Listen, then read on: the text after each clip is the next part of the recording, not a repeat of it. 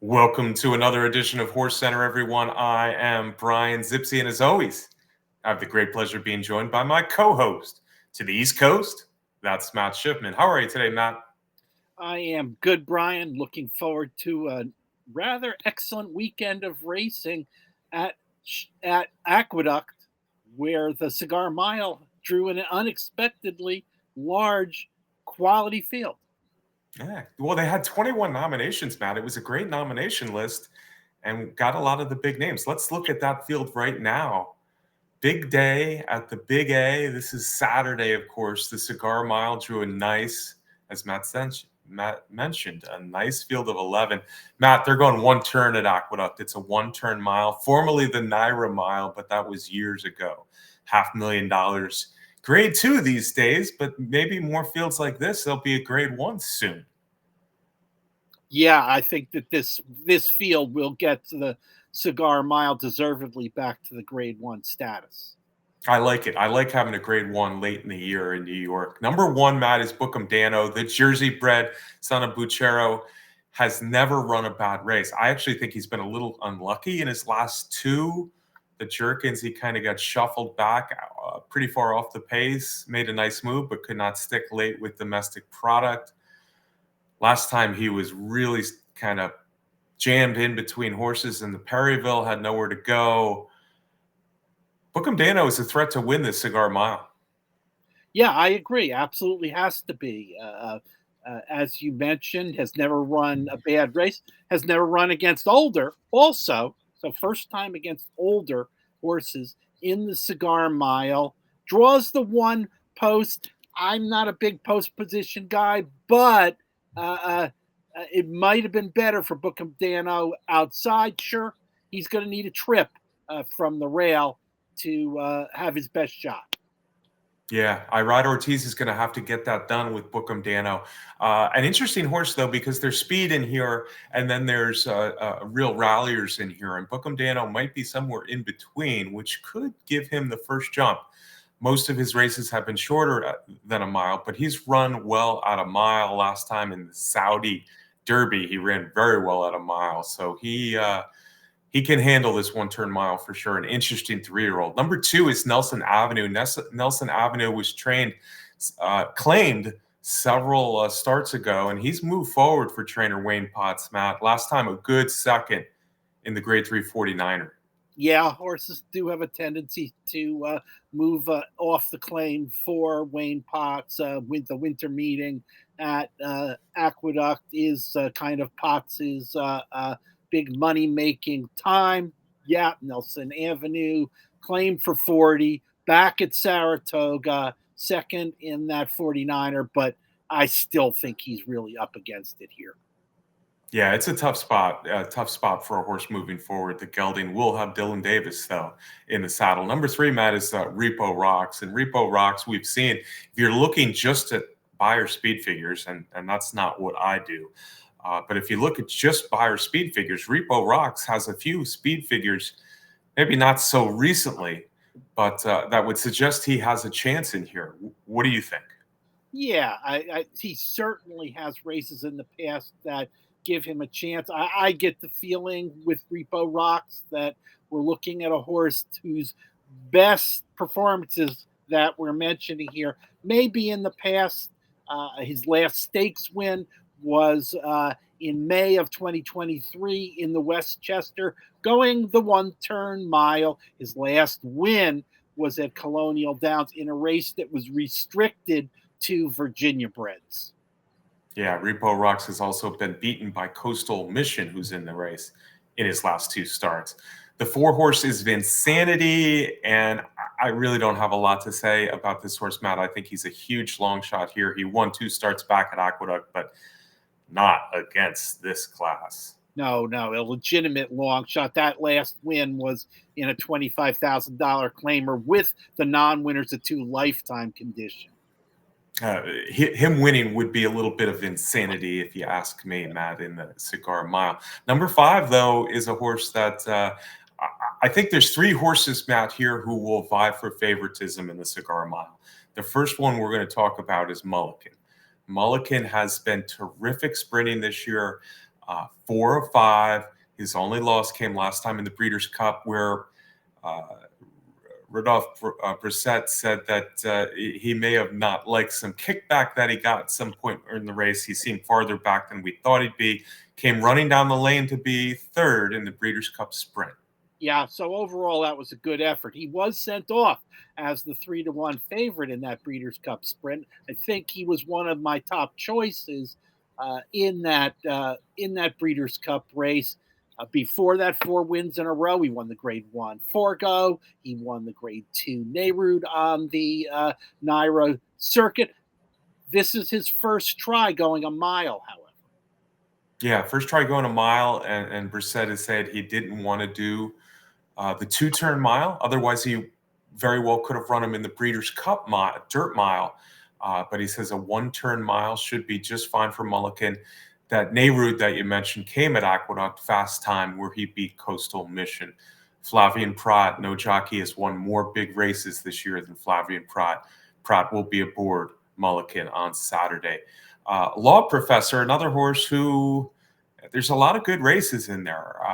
Kind of a hard-hitting horse for several years now, and he's coming off a win after a layoff.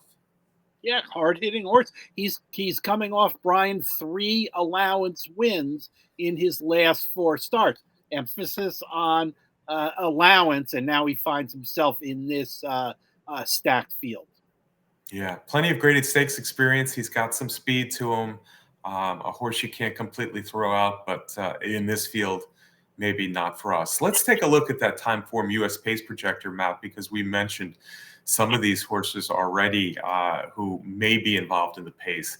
They say fast pace, and they say Nelson Avenue, the improving gelding, who almost or tried to wire the 49er last time, will be on the lead. Repo Rocks up there. We haven't talked yet about Pipeline, who's got plenty of speed. Mulliken, not far off the lead. Bookham Dano, probably not too far off, but more mid-pack. Law Professor, a little farther back. That fast pace at a 1-turn mile, that's kind of a fun scenario for me as a handicapper, because I like to see horses coming from off the pace, or at least to have a chance to come off the pace. Looks like we'll get it here. Yeah, it does look like we'll get it, and thus far at the Aqueduct Winter Meeting, for the most part, the track has been playing fairly. So yeah, with a pace like this, it gives the closers a legitimate chance to win. Fairly nice. I mentioned before there were 3 horses that I thought would vie for favoritism. It would not surprise me if any of the 3 were favored on Saturday. I mentioned Mulliken. The next one is Locked. Locked, you see there in the mid-pack of this Cigar Mile. Locked, you can't really say much about Locked other than he is a very interesting horse. Unfortunately, Matt, this year has been mostly lost for the son of Gunrunner. Scratched a couple times early in the year. Very good 2-year-old, though, and a very good return race last month, or I Yeah. guess a little over a month ago at Aqueduct. Yeah, a horse that has shown a lot of promise. A relatively lightly raced horse in this field of veterans, came back with a 7-length victory in an allowance at Aqueduct against older horses as a 2-year-old. He was third in the Breeders' Cup Juvenile after winning the Grade 1 Breeders' Futurity, making him one of 4 Grade 1 winners in this race, trained by Todd Pletcher, who has won the Cigar Mile. Let me count them, Brian. I think 6 times prior, with names like Mind Control and Stay Thirsty. Yeah. Pletcher's had a good run in this race, and Locked may very well have a good run. But maybe a little bit like Bookham Dano, where he can be kind of in the mid-pack early. Big looking return race. The margin of victory, the way he did it, the time of that 7-furlong allowance race, all says Locked has come back good. After a sizable, almost a year layoff since rallying for third in the Breeders' Cup Juvenile last year. Locked could be a horse we're really talking about in 25, and it could start here in the Cigar Mile. Having said that, he's going to get bet, and it will be certainly his toughest race this year. I guess you could throw the Breeders' Cup Juvenile in there last year, but it's a big jump up in class for Locked. Another horse like Bookham Dano's never run a bad race. Pipeline is next, Matt, and Pipeline has speed. As you saw on the Timeform US pace projector, he's one of the ones that could make this a fast pace, and he's coming off a good-looking win last time in Churchill, which I guess was about 2.5 months ago. Yeah, kind of not a really planned layoff for Pipeline. That was a really nice allowance win at Churchill Downs in a top level allowance, a non-winners of three condition in there. Trainer Cherie DeVoe had planned for Pipeline to run in the Breeders' Cup Dirt Mile, but then had to scratch. That's right. She was trying to get him in off that win at Churchill. Didn't happen. On the other hand, Pipeline has had lots of greater stakes experience, Matt, and I've just never seen him get it done to make me really want to jump on his bandwagon here. But that allowance win last time is enough to at least make you think about him. I was in the Breeders' Cup Dirt Mile before in his career. That was one of the many races, greatest stakes races, where he just didn't do that much. Speed for sure. Maybe the speed of the speed. We'll see.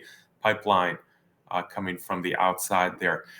If there is some rallying going on in the Breeders in the Cigar Mile on Saturday, Matt, one of the likely candidates would be Senor Buscador.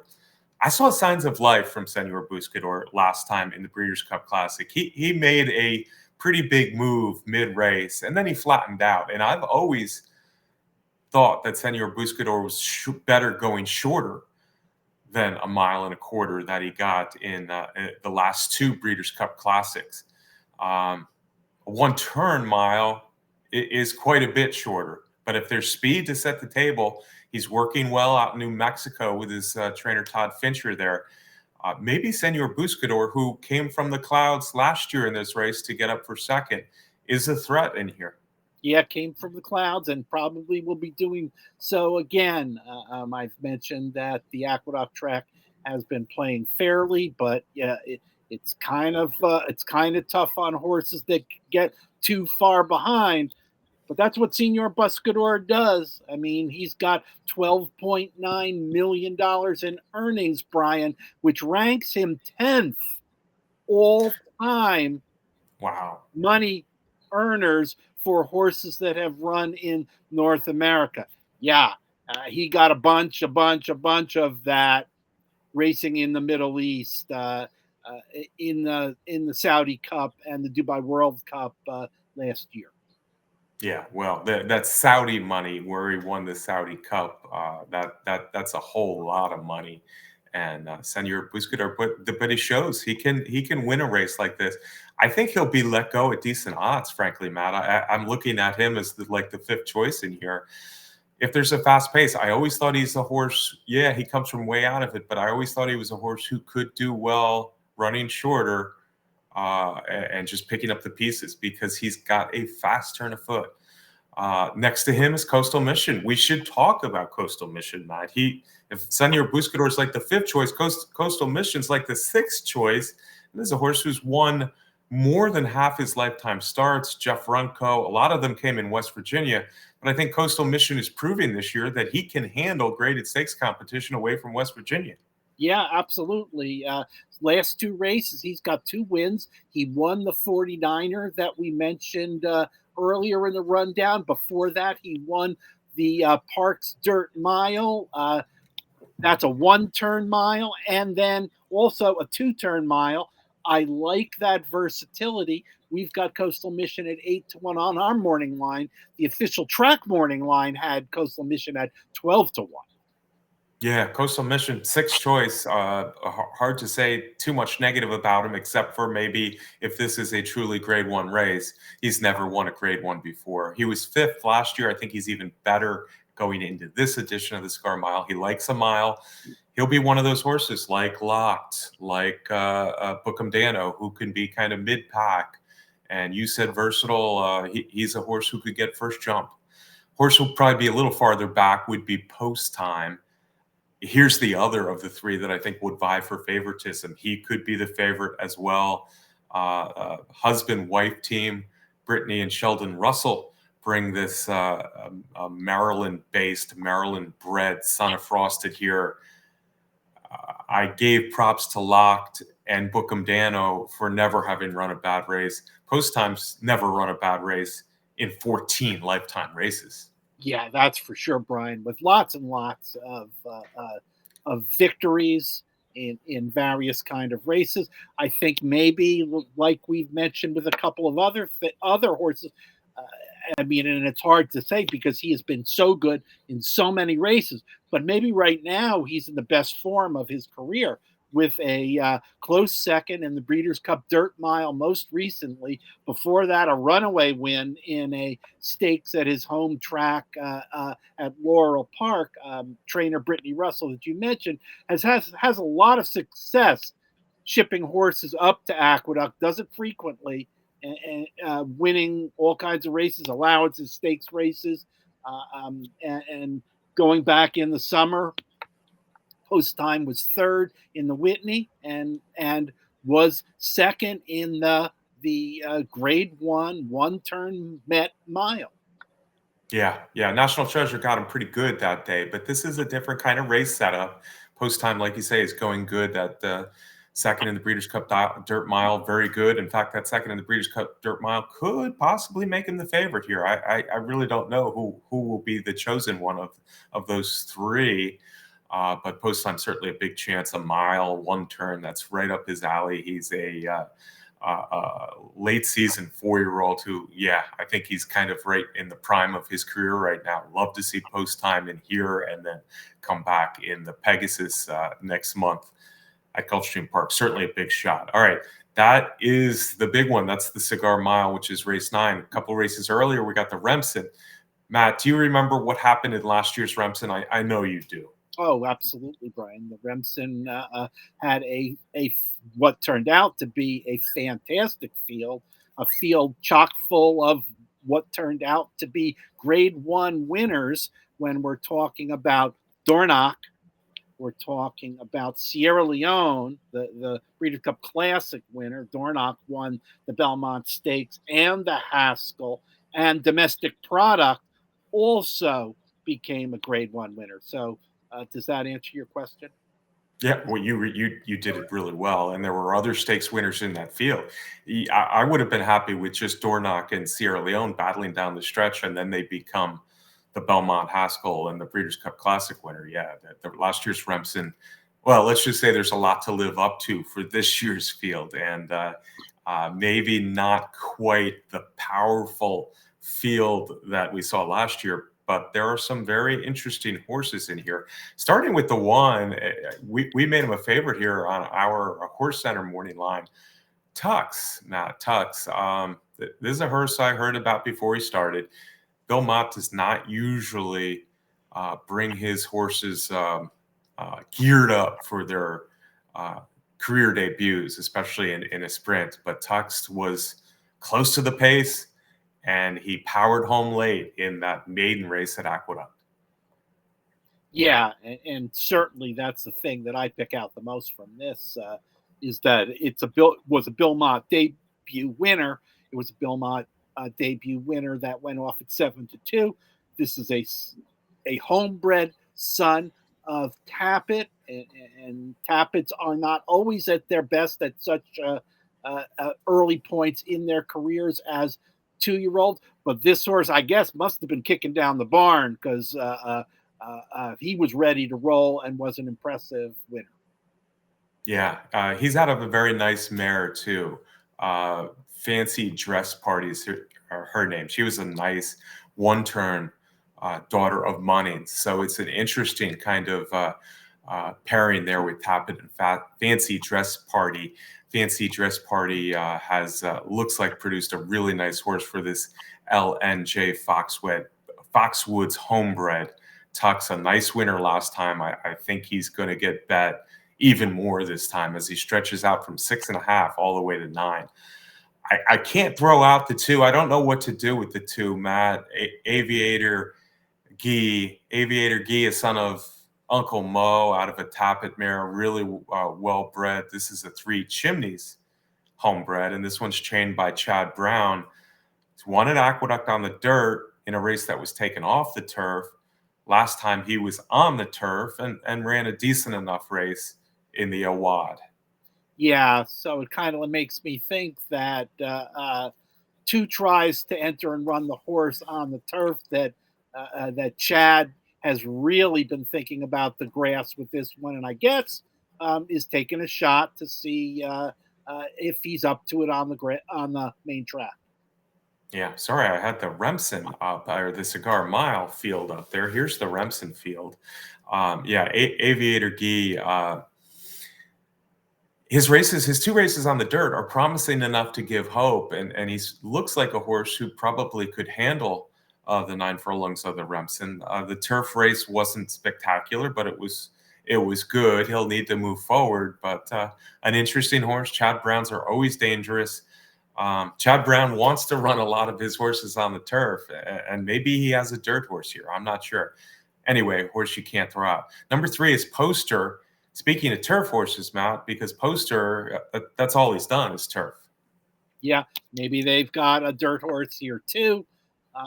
Owen Hardy sends this one up from Kentucky, where this Godolphin homebred won a maiden race going a mile at Ellis Park, and then won a large field allowance race, beating winners for the first time at Keeneland. So, I mean, he has just looked very good thus far on the turf. We'll see on the dirt. Yeah, Godolphin. There's no hotter stable in America, at least, than Godolphin. They have been winning 2-year-old races in bunches this year. Graded stakes 2-year-old races, and this is another Godolphin homebred. This one, as you mentioned, for Owen Hardy.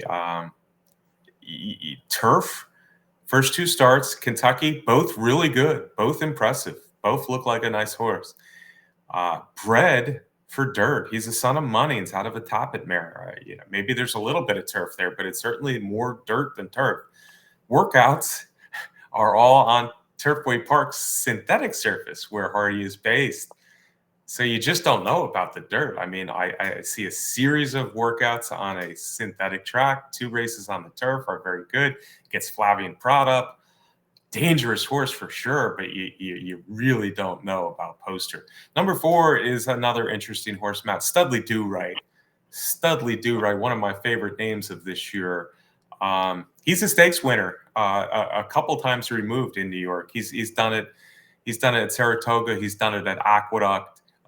We've seen him in a bunch of stakes races in the last 5 months or so. And I think he's a horse, son of Nyquist, out of a Curlin mare, who I always thought would appreciate 9 furlongs. He finally gets 9 furlongs after 6 starts. Yeah, it's an interesting horse, a horse with tons of experience these days in the ranks of 2-year-old racing. Has run 6 times, won his first 2 starts, breaking his maiden at Laurel at his home park, and as you mentioned, up to Saratoga during the Belmont at Saratoga meeting to win the Tremont. A second in the graded Sanford at Saratoga, a second in the Laurel Futurity, and most recent back to Aqueduct, maybe with their eyes on this Remsen, where he went the 1-turn mile and won the Nashua. So I don't know, Brian. This field could easily be a field where these 2-year-olds are going a mile and an eighth, and Studley Do-Right is the only one running with any energy at the end. Yeah, that could be, and he's bred to go longer, and the Nashua was impressive. I thought 3 horses ran very well in the Nashua. Nashua doesn't always get the best horses before the Remsen, but I thought that Nashua was a good field. He beat Vekoma Rides, Tony Eclipse. He was best coming between horses and finishing best in that Nashua. Nice win over the track. He can stay a little closer if he needs to, but he also has a good closing kick. I don't think this John Robb horse coming from Maryland, even though he's won 2 stakes in New York, is going to get heavily bet in here. I think they're going to go for some more flashy looking, more lightly raced horses. So Studley Do-Right interests me quite a bit in here. Certainly one of the horses to beat in the field and probably will vie for favoritism with Tux is Keewaydin. Matt Keewaydin is a horse we saw in a key maiden race at Saratoga. He didn't win that day, but he just missed, and since has come back with a nice win at Aqueduct. Yeah, and you mentioned that key race in which he finished third, but was only beaten by a head. He finished behind Tip Top Thomas, who came back to finish second in the Champagne Stakes. So that was a good loss in there. That maiden win that you mentioned came going 7 furlongs, trained by Chad Brown, the second Chad Brown in here. Yeah, and I agree with you, Brian. I think that Tux and Keewaydin are probably the horses that are going to vie for favoritism. Yeah, Keewaydin, he finished ahead of Sovereignty in that key maiden race too, and we know that Sovereignty is a really promising 2-year-old greatest stakes winner as well. Yeah, Keewaydin's done nothing wrong in his 2 starts. Interesting to see a son of Instagram. Instagram, a very fast son of Into Mischief. This is his first crop, and Chad Brown has this one. Yeah, he's going to get bet, and he might be on the lead. And according to Timeform US Pace Projector, Matt, Keewaydin will be on the lead in a race without a ton of speed. It didn't give us that button where it says favors horses on the lead, but the fact that the 2 favorites are separated in first and second and separated from the rest makes me think that it could set up pretty well for Keewaydin.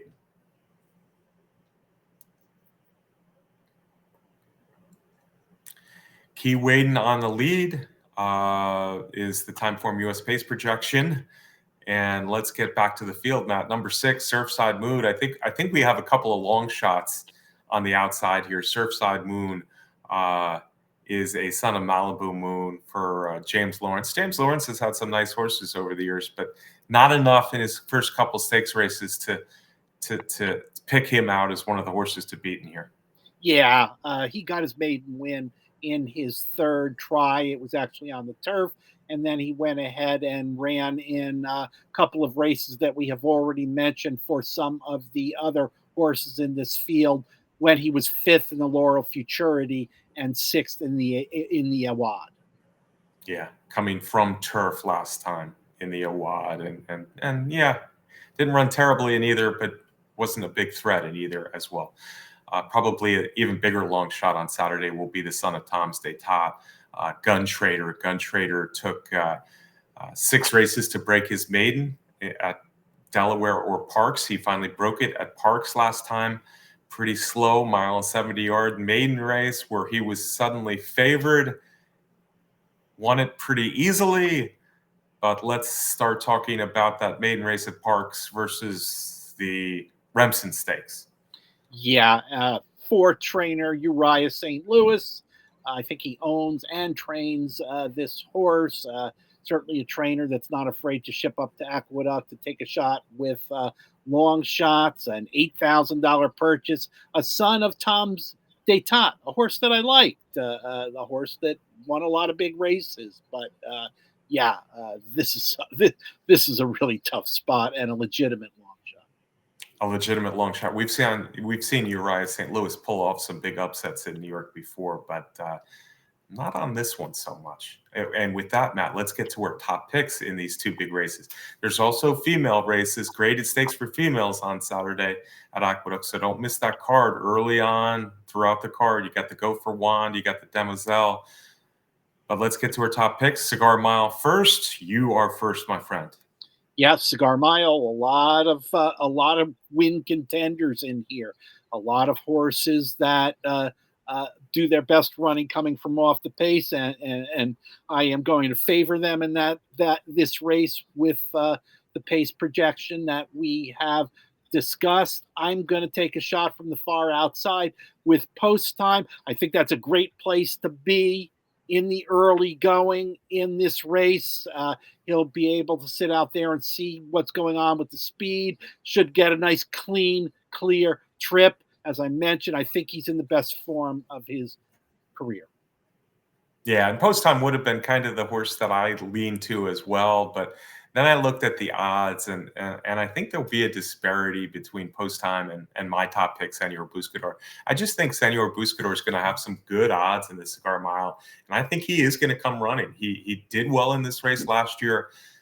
I like the move he made, on the turn and into the early stretch in the Breeders' Cup Classic. So I think he's back, and their speed, like you said. If you tell me Senor Buscador's, I don't know, 7, 8 to 1 in the Cigar Mile, I want to take a shot on that.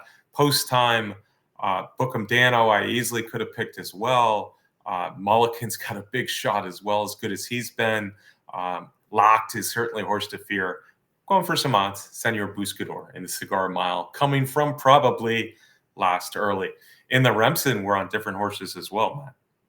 Yeah, I'm going to go with Chad Brown with Keewaydin in here. I like the fact that that victory came going 7 furlongs. And hey, Chad put a pretty nice horse in Sierra Leone in the Remsen Stakes last year. Keewaydin for me. Yeah, absolutely. Keewaydin has a big shot in here, especially if he can control the pace. He's run 2 nice races already for Chad Brown. Who knows how good Tux is? Tux is a horse that I think probably has a very big future as well. But I'm going for odds again, and Studley Do Right. I think he's a horse who will appreciate the 9 furlongs. He's a horse who's run a lot of good races. He's a horse who can finish off races. And once again, I think the Maryland horse, he's going to get a little bit overlooked in here. So I'm going to try Studley Do Right as my top pick in the Remsen. That's it, Matt. Can I get a parting shot from you? Absolutely. Thanks to everybody for watching the show. I will be at Chili Aqueduct on Saturday for the big day of racing. I hope some of you HorseCenter folks are there, and we'll say hello if we run into each other. And good luck, everybody. Yes, and we hope you had a great Thanksgiving. We appreciate you watching every week, folks. Thanks also, of course, to Candace Curtis in the home office for our race graphics.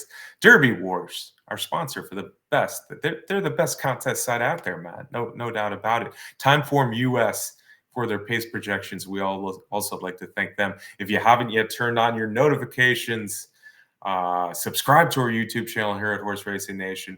Give us a thumbs up, Matt and I appreciate it. Give us a comment. We appreciate that as well. Until then, we'll see you. Have a good weekend. Good luck at Aqueduct. You too, Matt. We'll see you next week right here on HorseCenter.